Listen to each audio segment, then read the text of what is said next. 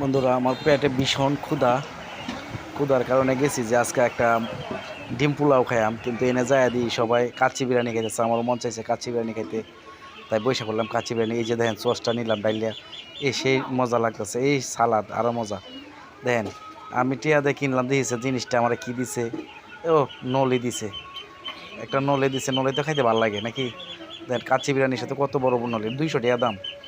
200 টাকা দাম আমার লাগে বিশাল কিছু, কিন্তু খাইতে বোফারটা খিদা।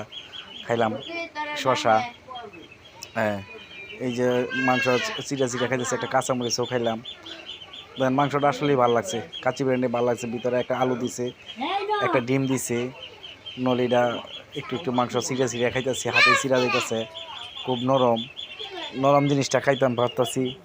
এই যে ডিমটাও ভাঙ্গিয়া ভাঙ্গিয়া খাইতেছি, খুব ভালো লাগতেছে, খুব ভালো লাগতেছে আমার খাইতে খাইতে। শরীরেও দিছি না, কই শরীরে এনে বাড়ির দেখাই, আমার চেয়ে দেখাইলাম। এলা এলা যখন খাইতাছি আইরি বাদ দেন, নলিটা এখনও রয়েছে, ভাঙ্গিয়া ভাঙ্গিয়ে খাইতাছি একটু একটু। ডিমটাও খাইতাছি, খাচ্ছি, খাওয়া প্রায় শেষ। কিন্তু আসলে আপনারা সবাই খাবেন, ভালাই লাগে খাইলে। নান্না খাচ্ছি বিরিয়ানি, নান্না বেশি। এই যে দেন শুধু হাড়টা ভরে রয়েছে, হাড়টাও তো এক হাত লম্বা